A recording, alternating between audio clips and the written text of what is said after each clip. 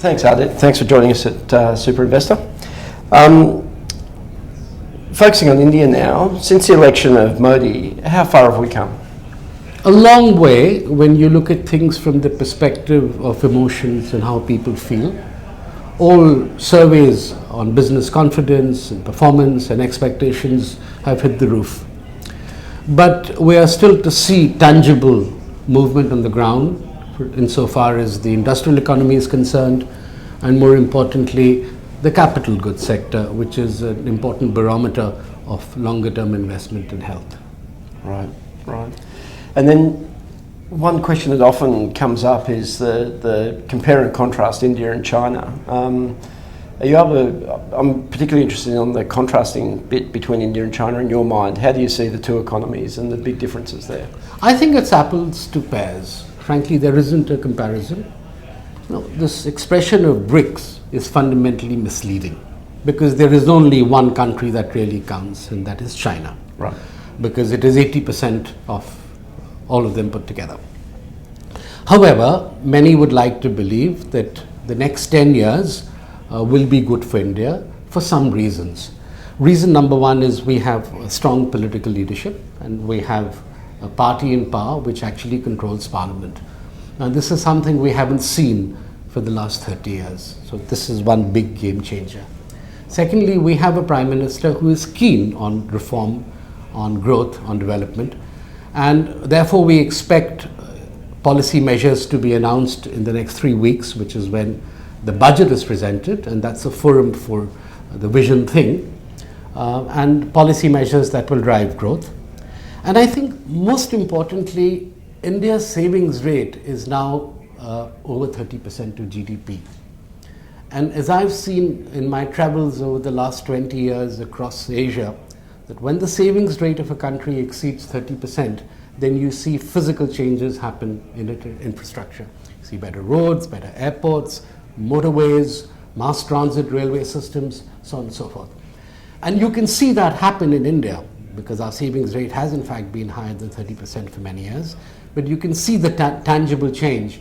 But I believe that change will gain pace going forward over the next 10 years because the growth in India will become investment driven. So in terms, coming back to the China-India comparison, China's growth has in fact been investment driven. The creation of large capacity, manufacturing capacity, huge infrastructure, and export widgets across the world. Our growth, on the other hand, has in fact been consumption driven, where private consumption in India is about 55-60% of GDP, whereas in China it's under 30%. But going forward, we will find that India's growth will, clearly consumption will be high, but will be increasingly investment driven. Right. Thank you.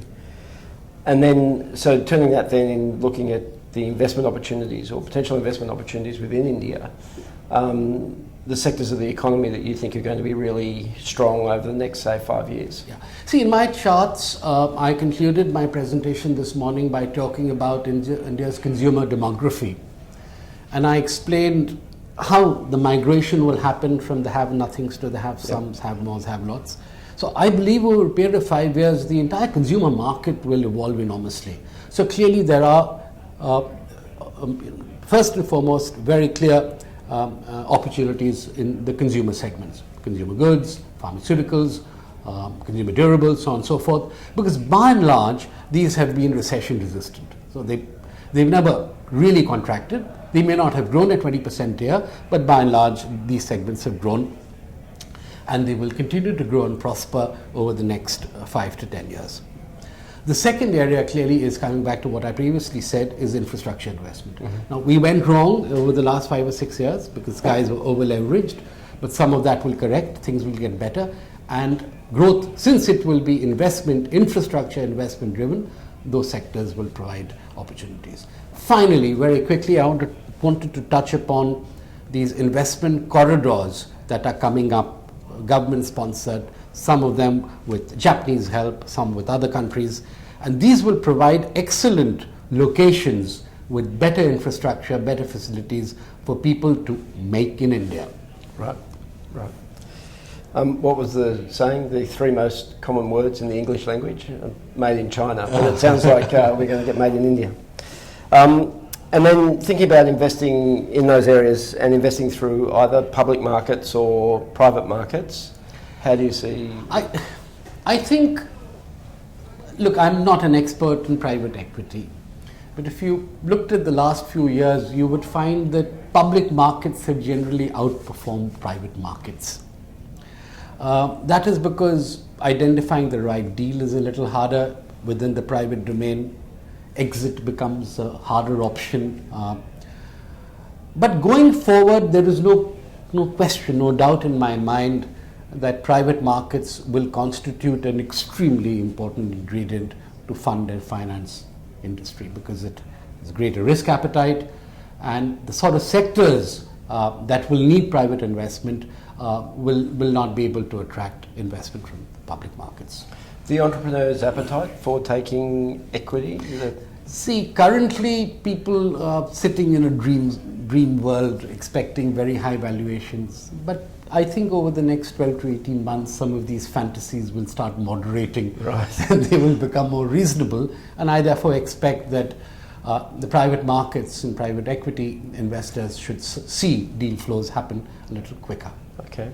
And then, your firm does a lot of work, not just in within India, but across a lot of emerging markets or developing economies. And how do you see other emerging markets as compared to the growth that we're seeing in China and India at the moment? I think in the India-China debate, what is frequently missed is one of the greatest opportunities where we're actually sitting, ASEAN. The size of the Southeast Asian ASEAN economies is about $2 to $2.5 trillion. It's about the same as India. It is diverse, no doubt, but India again is a very diverse country. So you can have Gujarat growing at 10%, you have somebody else not doing that well. So in a way, India isn't all that different. It may be one country, probably lesser problems, but ASEAN, I earnestly believe, will present the next big opportunity, I believe, apart from India. Right, and any particular country? Indonesia. We have to watch that space. Right, no question. Yeah, the Australians kind of watch the Indonesian space very closely. And then overall, it's a very sort of optimistic picture that you're painting for the next 5 to 10 years. Do you see any big headwinds out there that might be against that? Firstly, I have mixed feelings, and they are very confusing. I have feelings of paranoia and optimism, and it is a little hard to describe until you actually live, work, and comment on India. But that is the way I feel: paranoia and optimism. Now, a number of things can go wrong. Internally, it is possible that the Modi administration will be enabled to push through critical reform measures because of the absence of majority in the upper house of parliament. And that is something they are unlikely to attain for the next 2 years until elections happen. They happen from time to time. So legislative impediments may bog down important reform measures, and that's one worry. The second worry is things that may happen in Europe which may have a profound impact in India. Now, people are talking about a Greek exit. I personally don't think it will come to it, but if it did, then it will disturb the integrity of the euro currency unit, and that will clearly have a spillover impact on all emerging markets. Fund flows, people will panic, investors will panic, they'll withdraw money, go back to the safety of the dollar, and create liquidity issues. So then there are risks that may stem from America when QE, when they start hardening interest rates, the US equities might pop. There is a bubble, some people believe there is a bubble, and if that bubble popped, then that will have repercussions throughout emerging markets, clearly India, which is so dependent on foreign capital. And finally, longer term, I see some areas of concern. The first is, growth requires capital. We have lots of that, big savings rate. Growth requires productivity. But most importantly, growth requires people. Yeah. A commentator this morning talked about skill sets. So over the next 10 years, we need to create skill sets for 10 million people who will join the employment payroll every year. and unless we did that, we'd actually undermine our growth prospects. Great. Thank you, Adit. Thanks very much Well, thank you.